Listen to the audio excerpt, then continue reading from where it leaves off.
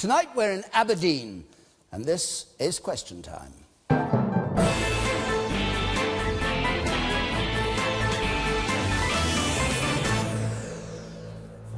And as always, good evening and a big welcome to you if you're watching on television, if you're just listening on the radio, to our audience here and to our panel.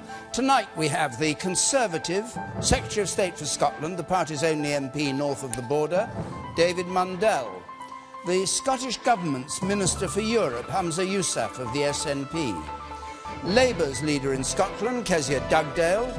The former Deputy Leader of the SNP, now campaigning to leave the EU, Jim Sillars. And the editor of Money Week, Merrin Somerset-Webb.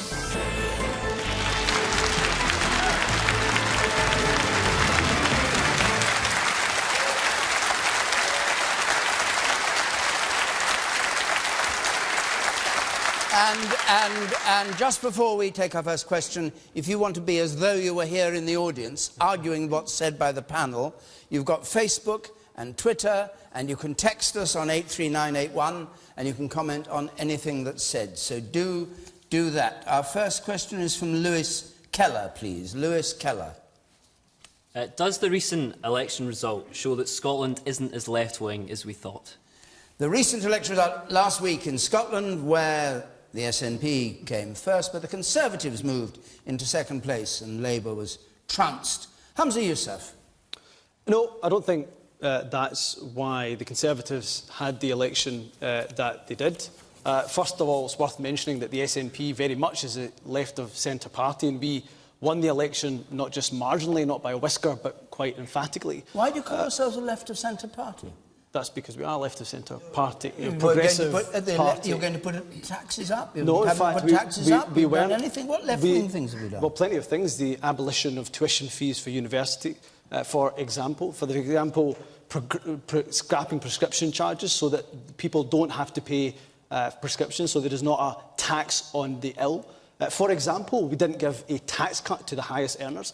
But the question I want to address is, and imagine where your question comes from, is why did, for example, the Labour Party do so bad and the Conservative Party do well? Now, Ruth Davidson ran a campaign about the union, and what I would say is the fact the Labour Party did so poorly wasn't because they weren't left-wing enough. It was because people still felt betrayed post the referendum. The Labour Party, in their blind hatred of the SNP and of independence, joined shoulder to shoulder with a Conservative Party that brought forward the most brutal and horrendous cuts to the disabled and the most vulnerable in our society.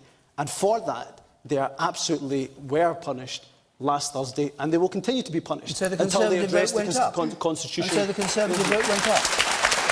Yes, so the Conservative vote went up. So why are the Tories getting votes if what you say is true? Well, that people frankly, despise Labour. They didn't come to you, they went to the Tories. Well, Ruth Davidson made a plea for the soft unionist vote. She ran an effective campaign in that regard. It talked about being an effective opposition, but the reason is that it's now abundantly true that it's now more toxic to be a Labour supporter in Scotland than it is to be a Tory, and I never thought I would see the day come. It's really interesting. David Mundell, why do you think what happened happened? I think it's very clear that people in Scotland wanted an effective opposition in the Scottish Parliament. Labour had had 9 years to demonstrate how they would carry out the role of opposition, and frankly they never laid a glove on the SNP during that period. So people wanted a strong opposition, but they also it wasn't because you were Conservative? But they also wanted to say no to having a second referendum, and people who voted Conservative here in the North East, across Scotland, that's what they achieved. Voting Conservative denied the SNP a majority. Their number of MSPs is down. Their vote was down 400,000 from the general election to the Scottish Parliament election. So people voting Conservative got a strong opposition, made sure the SNP didn't have a majority, and hopefully we've stopped that second referendum. OK, so Lewis Keller, do you think this is a sea change in Scottish politics? when you asked the question about Scotland not being as left-wing as people thought? I mean, I wouldn't really call it a sea change, although I think actually there's a sort of misconception about like Scotland being a lot more left-wing than the rest of the UK. Like that's a lot of what the argument is for Scottish independence. But like when you look at what the argument was during the election campaign just there, it was about tax, and the two parties who said that we wouldn't increase tax if we got into power, the Tories and the SNP, are those who did the best. And, you know, the SNP have been calling to get these tax powers for so long, and now that they've got them, they refuse to put the taxes up. And we've seen cuts to local government, to universities, to college places. So, on balance, it doesn't really look like we have a left-centre consensus in Scotland. It looks like we have a centre-right opposition to a centre-right government. And from what, yeah. And are you a Labour man yourself? Well, I didn't vote Labour this time, Kes, I'm sorry. Say again? I didn't vote Labour this time. You didn't vote? I voted... Dare I ask how you did vote? Well, on the constituency I voted Lib Dem and I voted Green on the regional list. OK. Kezia, what do you make of this attack on Labour? Well, can I just start by saying I take real exception to Hamza saying that my party is fuelled by a blind hatred of yours. I don't hate your party, I just disagree with it.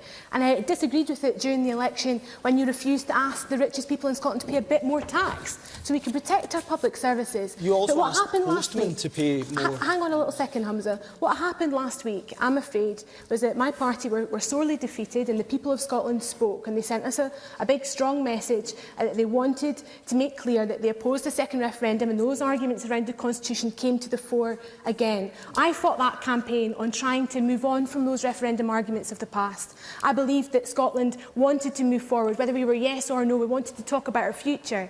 But what happened last week was the Labour Party was squeezed between the SNP's desire for independence and the Tories' desire to talk up this threat of a second referendum on independence. And that's the reality of what happened. It wasn't your tax promises to raise income tax? I don't believe so, and let me tell you why. Every poll, and I studied those polls very carefully throughout the election, showed the Labour Party was in trouble on the front page. But when you turned that front page and you looked at the second page, there was overwhelming support for Labour's policies on tax. The idea of asking the richest 1% in Scotland to pay a bit more tax so we could protect our public services. The message clearly didn't win people over. I agree, David, and that's to my great regret. But there were 500,000 people in Scotland last week who voted Labour, who were proud to campaign alongside my party to stop the cuts, to invest in Scotland's future. And it's my duty to speak up for them, to say that people in Scotland are still facing the price of the cuts. And I'll continue to fight for that. I'm just interested by this tax thing, because does it make you wonder whether Labour in the UK as a whole at the next general election ought to be promising to raise tax, or from your rather harsh lesson here that they shouldn't? I don't accept that our manifesto was rejected. I think the arguments around tax are ones that have been well received across the country, and we'll continue to make that. I'm going to be the first leader who doesn't rip up the manifesto immediately after an election defeat, because I believe in it. I believe in those values of solidarity and principles. You have a manifesto that isn't rejected, you say, and yet you're rejected. I don't understand this. I do, and look, it was a terrible election for my party. 100 years? Never done. Yeah, 1910 or something, was it, when Labour did as badly as I lost a third of my colleagues. There's no question of that. I'm not on this programme tonight to say it wasn't a bad night for my party. But what I would also highlight is that the people of Scotland also set Nicola Sturgeon a message. They said they wanted her to be First Minister, they wanted her to carry on, but she wasn't to have it her own way. And Hamza, a little bit of humility on your part would go a long way in that regard.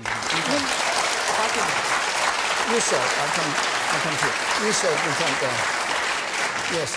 Why, after the referendum, do the SNP threaten another referendum? Your record in government isn't particularly good. Why don't you concentrate on improving the economic condition in Scotland, and especially in Aberdeen with the oil and gas industry in the crisis it is in? There are more jobs to be lost in this city, and it's a very valuable business to the Scottish Government. You think they aren't focusing on the right things, you mean, the SNP? Well, frankly, it's a diversion from their incompetence to govern. They want another referendum. They usually say, oh, it's not our fault, Gov, it's Westminster. Don't blame me. Sorry, yes, go on, speak command, I can't hear you, but just wait till the microphone comes, yes. And I'll come to you up there. We're waiting for the UK government to clear their energy bill, yeah? So we've got an oil and gas authority floating around there that we don't have any kind of clear response from the UK government on the crisis in the North Sea, and also the cancelling of the obligation to renewables. Okay. So there isn't a dovetailed UK policy on this. This gentleman here is blaming the SNP. It's the UK government. Okay. Hold on, David. It's just wrong on that. All right, I want to go to the woman at the back. The woman at the second row from the back, yes. Just talking about how left-wing Scotland is, I think it's important not to forget that the Green Party increased their vote and the number of seats they have in Scotland. So the left-wing vote did increase in that area at the very least. Okay. Marion Somerset-Webb. Well, I think that the origin of this conversation was the most interesting bit, how left-wing or right-wing is Scotland really. And, you know, we do have social attitude studies going back for years which show us that, in fact, Scotland is just as conservative with a small c as the rest of the country. And when it comes to things like, you know, welfare, taxation, etc., they respond in exactly the same way as the rest of the UK. So to suggest that Scotland is anyway different, more to the left than the rest of the UK is generally wrong. And if you look back, of course, you know, when the Tories weren't so toxic in Scotland as they're now not again. You know, even in Thatcher's day, and everyone now pretends they couldn't have hated anyone more than they hated Margaret Thatcher, but she was polling 31%, 28%, 24%. So, you know, numbers that weren't that awful. So I think that is a big part of it, that Scotland is not as left-wing as it likes to think it is, which is a very strange dynamic for a political environment. But the other reason I think that the Tories did so well in this election is because Scotland really, really does need a strong opposition. It needs one very, very badly. And, you know, even, you know, it occurred to me at some point during this election that if I were Nicola Sturgeon, I would cast my second vote for the Tories, because a good government has got to have a strong opposition. And what we've begun to see in Scotland over the last few years is bills going through, laws coming through that are, whether you agree with their premise or not, that are bad laws because they're not being watched properly. Why do you think Kezia couldn't have done that job? Well, I don't know, and I wish she could have, but the fact is that she didn't. And, you know, we can say in particular, what we might look at would be the named persons thing, which English viewers may not know much about, but it's been a bit of a palaver maybe later here. on if we have But time. things like that a good opposition could have stopped in their tracks and said, this is rubbish and it won't work, and even if you like the idea, it's going to be terribly hard to implement. And as we haven't got a revising chamber, we have to have a strong opposition. So that was the other side of it. I think, A, Scotland is more conservative than it thinks, and B, Scotland understands how important opposition is in a democracy. Okay. Jim, I'll come to you. Let's go to the woman at the very back there first. And then it wasn't Labour's message that was the problem. It was the fact we didn't trust Labour politicians anymore. We didn't feel they were being honest. It was this as if they just changed policy completely. What kind of thing are you thinking of? Well, it's just they didn't seem to be as anti-austerity as they were this election, is because it was a popular view that they took on that stance. I see. Okay, and the man in the blue shirt here, and then I'll come to you, Jim. Yeah. You, yeah. Yeah, I think there's been a lot of talk within the mainstream media about how much the Conservatives have done so well. Yes. In reality, they've only got 22% of the vote. Is that, maybe somebody will correct me on that, and also 11% of the electorate. So really, I think there needs to be a lot more congratulations for what the SNP have done in getting in 3 terms again. There's so much massive bias from the BBC, and I don't want to make too much of an issue about that there, but there's not been much spoken about how much the SNP have done because so well. People have been obsessing about Labour and Tory, you think? What's that? People have been obsessed about the Labour-Tory switchover and not bothering about the SNP. Maybe, yeah, but there should be more congratulations, I think, for what the SNP have done. Okay, well, Jim Sillars will give some applause then. Jim. Yes, the election result was nearly 47% for the SNP and 22% for the Tories. Now, I certainly say that Ruth Davidson fought a very good election. She farmed the no vote, and that brought her to only 22%. If you analyse in the Central Belt, the SNP went up on their vote and their majorities time after time after time. And in fact, in Glasgow, the only seat that did not happen was because Patrick Harvey, who's left-wing for the Greens, came second. Now, what's happened in Scotland this time is what the electoral system was designed to make sure happened. That is, a party doesn't get an overall majority. Last time when we got an overall majority in the SNP, it was a very unusual circumstance. We had the total collapse of the Liberals and the slide beginning in the Labour Party. That has not happened this time, and in fact Scotland's gone back to the Scotland I knew before devolution, which is the borders were non-Labour, non-SNP, the North East tended to be Tory, the Highlands was a mixture, and the Central Belt from Dundee right across to North Ayrshire was on the left of Scottish politics. Now, it's perfectly possible to be someone like me, to be socially conservative but ideologically on the left. And I think that's the case with a great many people in Scotland. And anybody who thinks that somehow or other we've had a great Tory victory, go and look at the results. Well, I've looked at the results, Jim, and 500,000 people voted Conservative. More people voted Conservative in the Scottish Parliament elections than they did in the UK general election last year. In terms of the SNP, the vote was down 400,000 votes less. The SNP could not turn their supporters out to back Nicola Sturgeon and return a majority government in the Scottish Parliament. And I think that that was partly due to the lack of excitement created in the campaign, but it was also due to the fact that the SNP government has not delivered on domestic issues, and people do understand that. Jim, we've had a quarter of an hour on this. We've only got 4 quarter of an hours in the programme. 4 quarters of an hour, sorry, in the programme. But I just want to move on. But socially conservative, what do you mean by that, you said? I'm socially conservative, but I'm... Yes, not with a big C. People don't like a lot of change. We tend to believe that family life is a very, very good thing. A number of people were very unhappy, I wasn't, about same-sex marriage and things like that. So you will find as you go in to, I'm talking about the Central Belt, which I know best now, that people are, in a sense, that way, socially conservative, don't like much change, really don't like some of the liberalisation that's taking place, but ideologically, and that's the key issue, ideologically, they are on the left wing. OK. I'm going to move on, even though you've got hands up, and I will come to you again, because we've, as I said, we've had a quarter of an hour, and we've got a lot of questions in tonight.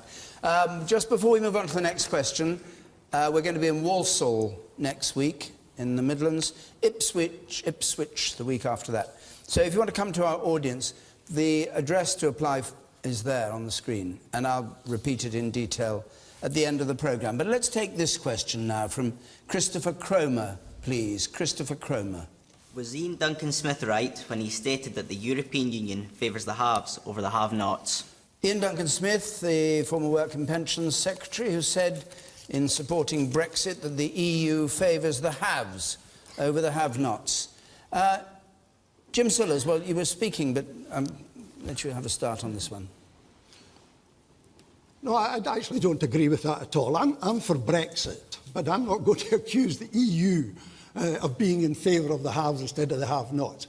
I think in their pursuit of the project of a United States of Europe and using the Eurozone as a major step towards that, they have been very, very unfair to lots of people in Greece, Portugal, Spain and Italy.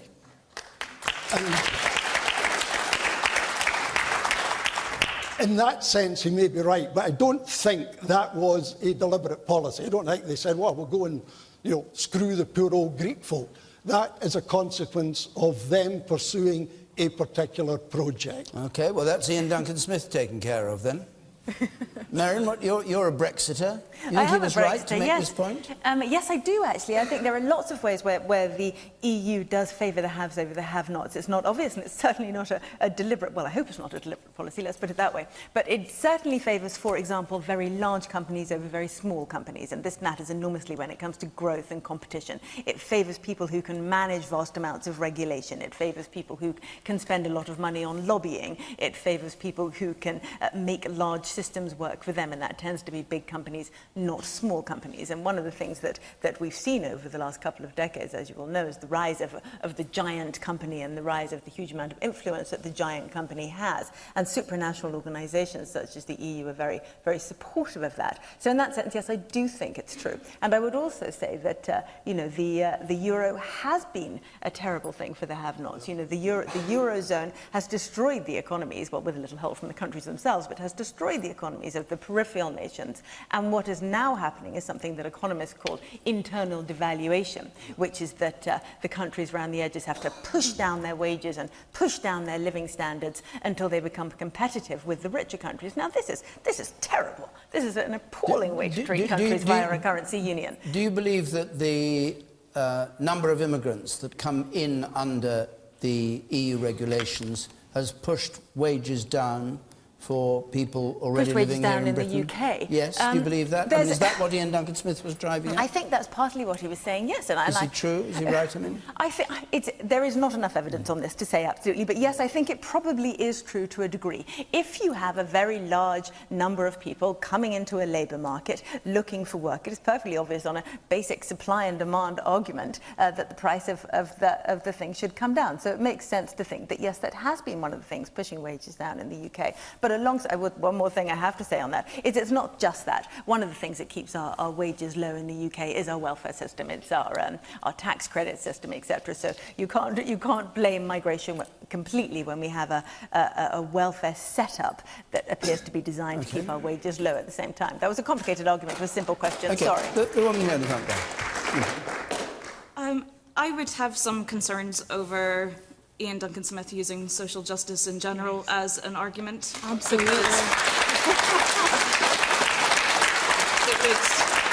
It would imply to me that there is something going on in the background, given that in the last couple of weeks it's been reported that he and Chris Grayling have both been reported to Police Scotland by the Black Triangle campaign for covering up a report into the coroner's report into the prevention of future deaths due to the work capability assessment done 3 years before the one that made the headlines last year. So the idea that Ian Duncan-Smith can be making an argument based on social justice when he has managed to spin the disability benefits cuts as beneficial somehow to disabled people so well, it concerns me that there's something else going on there. Kezia Dugdale. The lady in the front row is absolutely right. I mean, Ian Duncan-Smith has a cheek, really, to be the one trying to pretend to stand up for the have-nots. It takes the biscuit in that sense. I think there's a particularly socialist case for why we should stay within the European Union. I think it's brought us a lot of workers' rights. It gives us a lot of protections and a lot of freedoms. We don't compete with our other European nations on the quality and the terms and conditions of jobs for a starting point. It's a good way to grow the economy. But there's a lot of this debate so far has been very rational. It's been very focused on the economic arguments, and those are arguments that I'm proud to make. But I think we should revisit the idea of Europe and be a bit more emotional about why being part of the European Union is such a good thing. I mean, we share this union with 27 other nations around this idea of cooperating together, that we share the freedom and the prosperity that comes from that union. And it's brought us peace and prosperity for decades, and we should protect it. And I intend to campaign with every sinew over the next few weeks to do just exactly that. Yeah, but Duncan-Smith, just to flesh it out, says that EU migration causes a downward pressure on wages. Now, do you believe that's true or not? I don't accept that. In fact, I think that fuels the type of negative sentiment that's dominated this referendum campaign far too much. David Just Mandel, like the dog whistles on immigration that we keep hearing. Do you think he's right? No, I don't agree with Ian on this. Ian is very passionately in favour of Britain leaving the EU and will clearly play a significant part in the Vote Leave campaign. But what the EU delivers for Scotland, delivers for Britain, is jobs. It delivers work. 330,000 people here in Scotland.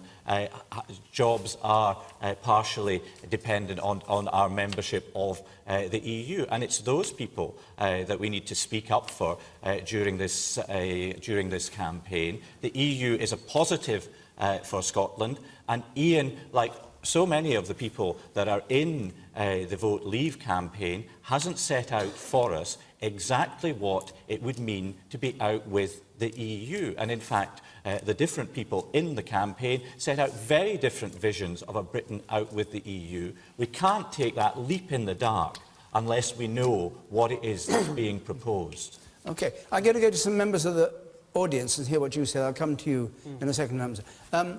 Where should we go? The man up there, over there on the left, yes. You were talking about how the EU is it's more beneficial for big companies over small companies. My argument in against that is the idea that if we were out with the EU, just like Norway is, we would still have to conform to all the regulations and the guidelines that go with making goods. For example, the Norwegian fish market, they still have to conform to all the EU guidelines. Now, that is definitely going to detriment small British companies over bigger companies due to the costs in having to conform to those guidelines. Wouldn't fishermen do better outside than in? This is a fishing, or was a great well, I mean, city. the fishing quotas is just a travesty right now, and to be honest, I think they are necessary, but I don't think that's neither here nor there. Okay, man in the checked shirt there on the gangway. What's going to happen is exactly what Maren was saying. Barack Obama came over a few weeks ago and said what is going to happen to Europe, and that is that there's going to be this TTIP, Trade Organisation Treaty, which is going to come in, and that's exactly what it does, is going to allow corporate, basically, management of Europe, and you'll get the same system. It's an American-introduced system whereby they basically run the show. What's your plan, that we should leave or stay? Oh, leave, absolutely. And make no deals? How would you deal with the United States? Sorry? How would you deal with the US? Blow them up or something, I don't know. I see, okay. Well, I'm sure that's not entirely constructive, but the woman in pink at the back there. I think the issue with this campaign is that you get one argument and there's always a counter-argument, and that's what makes it so difficult to make these decisions. For example, we were talking about wages going down. Okay, that's true, but the counter-argument to that is that it becomes more competitive. There are a lot more people who are providing these services, and for the consumer, it becomes more competitive. My personal view, it's a storm in a teacup. Okay? It doesn't make very much difference whether we stay in or we leave. There's an argument for it, there's an argument against. We make a decision, we go for it, it'll be fine either way. It'll be fine either way, and will you toss a coin to decide, or will you not vote? Absolutely. Why not? What are you going to do? In general, I think it's better to be in something than out of something. It's better to be in a community than out, so I would vote in. Okay, and you, sir, here. I've been a fisherman for 30 years. Start again, sorry. I've been a fisherman for 30 years. I hardly think there's anyone in the panel who's got enough time in the day that would make me change my mind to vote to stay in the Union when we have been discriminated for the last 40 years.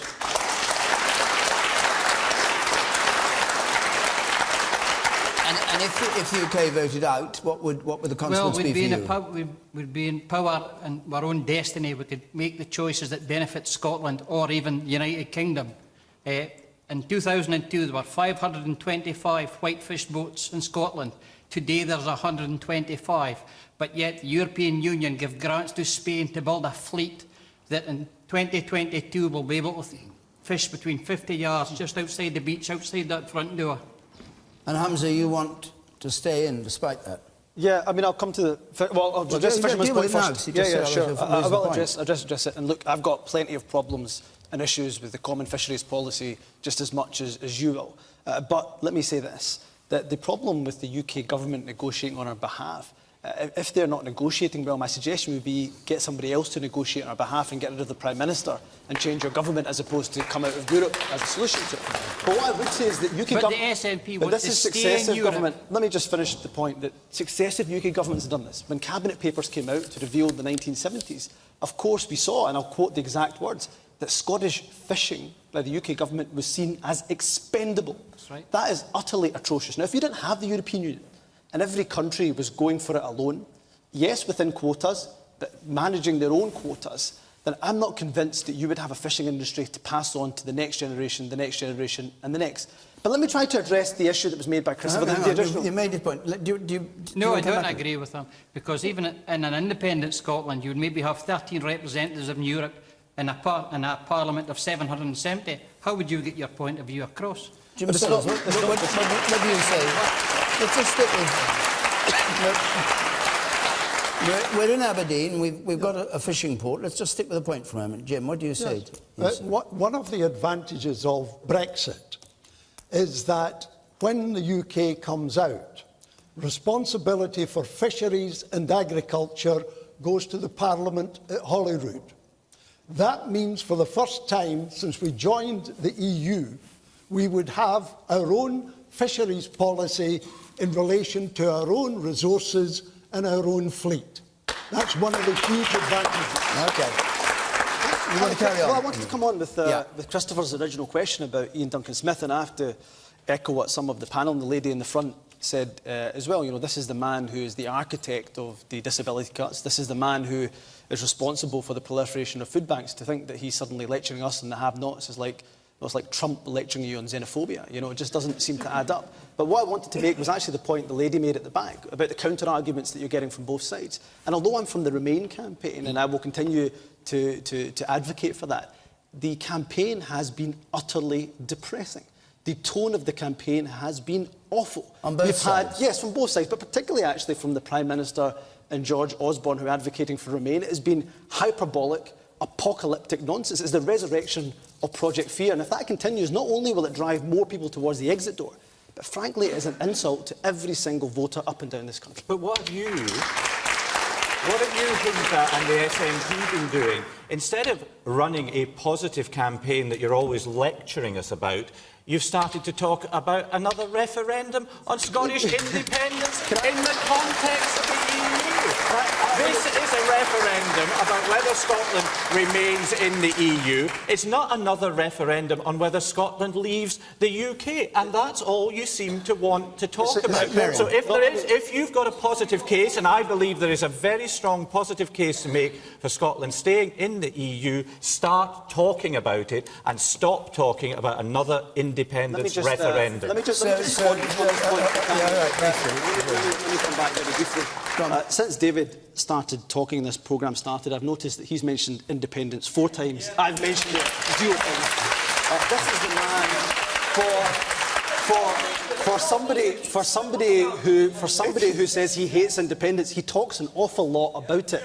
I've never said I hated independence. What I've said is I don't agree. You've said stop talking about it, and all you've done is so far mention it. I don't agree with independence, but I think your First Minister's indicated that in the summer she's going to start a campaign. Well, all I would say is people watching this from outside Scotland will hear that the Remain campaign is bitterly divided.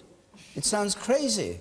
Well, you are saying they're screwing it up? Well, I want the SNP to come forward and campaign positively for Scotland to remain in the EU. They say that's what they want. I don't understand why they can't just get on and do it. Merrin. I think this is fascinating, because this takes us right back to the Scottish referendum and the inability of people on each side to work together. And we saw it in the No campaign, where obviously all the different parties were unable to articulate a common vision for the future because they couldn't agree on what that vision should be. And we're now seeing it all over again with the European referendum, with people on the Remain side and people on the Leave side unable to do exactly what the lady at the back wants them to do, which is articulate a proper vision for their futures, because they don't agree on what it is that they want the EU to be. So they're unable to come up with a vision, just a lot of apocalyptic numbers on one side or the other, which I think we can all agree are generally nonsense. So do you agree with the woman at the back there who said that in the end it's so finely balanced that it doesn't really matter? I absolutely do. From an economic point of view, I would say it doesn't make any difference either way. Absolutely not a jot. Bank of England boss is wrong, Governor Mark Carney, I'm afraid he is on this particular inflation occasion. will rise, unemployment will rise. Well, I mean, all these forecasts from the Bank of England, from the OECD, from the IMF, they all go out 10, 15, 20 years. Now, you will remember as well as I do what economists were forecasting 20 years ago. Oh, no, whoops, I don't, because they weren't forecasting a huge financial crisis. They weren't forecasting deflation. They weren't forecasting interest rates of 2% for 8 years. So forecasting beyond a couple of years is nonsensical. We can say a small bit of volatility for a couple of years, and then, you know, what price sovereignty? Okay, we've got a lot of hands up. Let's just hear from 1 or 2 more people, and then you, sir, in the middle there. Yes. 2 points. First point being, why should dual landlocked countries in the EU with not a fishing fleet tell us how to do our fishing? And the second point is, with weeks to go now, when's the Project Fear going to kick in? Project Fear, which you think it hasn't kicked in, or is not yet? Not it yet. will. Part 2. But you think it'll come, do you? Yeah. Okay. The woman there on the gangway. Yes, you. Are we such a small country that we can't go and trade with other countries, that we can only trade with Europe, that we can't trade with the rest of the world? Is everybody going to up sticks and leave if we decide to leave Europe? I don't think so. Okay, you say with a pink tie on, yes. I have a concern that if, in fact, we vote to leave the European Union, Britain leaves the European Union, it could lead to the collapse of the European Union itself. A number of folk have said that this would be the case. Nigel Lawson said, when asked about this, said, well, it would be no bad thing. I think that would be absolutely disastrous if, in fact, that were the effect. And the other thing is, if, in fact, that happened, or we voted to leave the European Union, and then Scotland had a vote for independence again, and the European Union collapsed and Scotland all on its own, where does that leave Scotland then? Okay.